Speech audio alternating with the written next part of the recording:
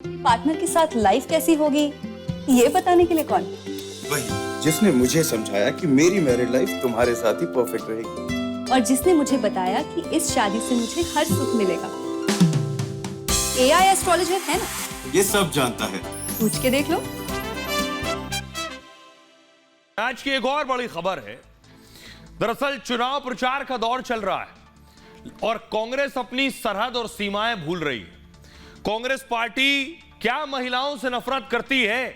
देश की सबसे पुरानी पार्टी, कभी सबसे बड़ी पार्टी रही हो।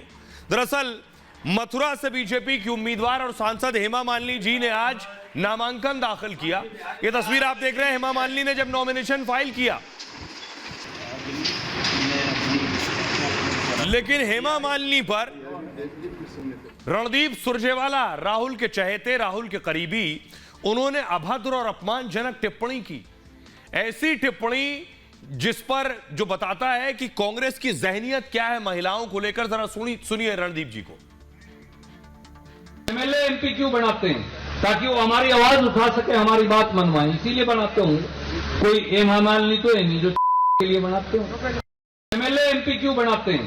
ताकि वो हमारी आवाज उठा सके, हमारी बात मनवाए, इसीलिए बनाते होंगे। कोई हेमा मालिनी तो है नहीं जो के लिए बनाते हो। तो हेमा मालिनी का नाम ले रहे हैं और उसके बाद हम आपको सुना नहीं सकते, उसमें हमें बीप लगाना पड़ा, इतनी अभद्र भाषा का इस्तेमाल किया। यह सिर्फ अकेले रणदीप सुरजेवाला नहीं है। अगले नेता राहुल गांधी पिछले दिनों ऐश्वर्या राय पर कुछ इसी तरह की अभद्र टिप्पणी कर चुके हैं। अगली तस्वीर दिखाऊं, उसके बाद एक और नेत्री राहुल की करीबी सुप्रिया श्रीनेत कंगना रनौत पर टिप्पणी कर चुकी है।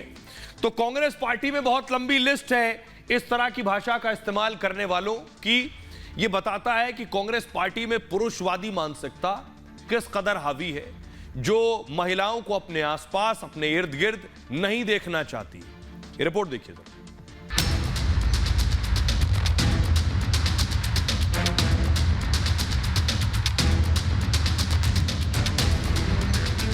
राहुल गांधी ने ऐश्वर्या राय बच्चन का अपमान किया। एक तरफ ऐश्वर्या राय नाचती हुई दिखेगी, डांस होगा वहां पे, दूसरी तरफ बल्ले बल्ले करके अमिताभ बच्चन निकलेंगे।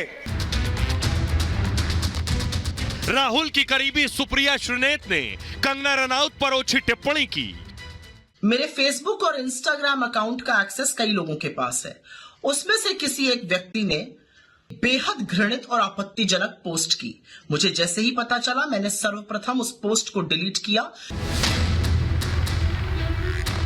अब राहुल के खासम खास, सबसे प्यारे, सबसे करीबी और कांग्रेस के महासचिव रणदीप सुरजेवाला ने सारी हदें पार कर दी। सुरजेवाला ने हेमा मालिनी पर ऐसी टिप्पणी की है जिसे सुनाया तक नहीं जा सकता। एमएलए एमपी क्यों बनाते हैं? ताकि वो हमारी आवाज उठा सके, हमारी बात मनवाए, इसीलिए बनाते होंगे। कोई हेमा मालिनी तो है नहीं जो के लिए बनाते हो। तो सवाल यह है कि हार के डर से कांग्रेस ने सारी मर्यादाएं ताक पर रख दी हैं। क्या इस तरह के अपमानजनक बयान से कांग्रेस नरेंद्र मोदी को हरा पाएगी? सवाल यह भी, क्या ऐसे नेताओं को सबक सिखाने की जरूरत नहीं? इसका जवाब खुद योगी आदित्यनाथ ने दे दिया।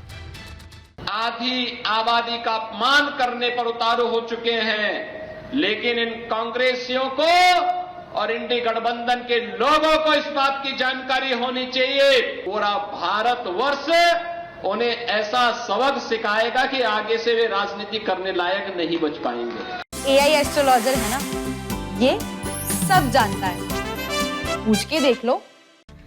तो कांग्रेस पार्टी मुश्किल में है, इसलिए सारी सीमाएं लांघ रही है। कांग्रेस के बड़े नेता बेनकाब हो रहे हैं। दरअसल अभी से हार का डर सताने लगा है। सुप्रिया श्रीनेत, सुरजेवाला, राहुल सब बेशर्मी वाले बयान दे रहे हैं। रणदीप सुरजेवाला एक जनसभा में मौजूद थे। सुरजेवाला की जनसभा हरियाणा के कुरुक्षेत्र में थी। कुरुक्षेत्र लोकसभा बीजेपी का गढ़ माना जाता है। पूर्व कांग्रेसी जो अब बीजेपी में है, नवीन जिंदल, यहां से चुनाव मैदान में, इसलिए कांग्रेस दबाव में। ऐसे में राहुल के करीबी सुरजेवाला ने सारी हदें पार कर दी। हेमा मालिनी के लिए ऐसे शब्द बोले जिसे टीवी पर नहीं बोला जा सकता। अब रणदीप सुरजेवाला की बदजुबानी उन पर भारी पड़ गई। हरियाणा महिला आयोग ने नोटिस थमा दिया है।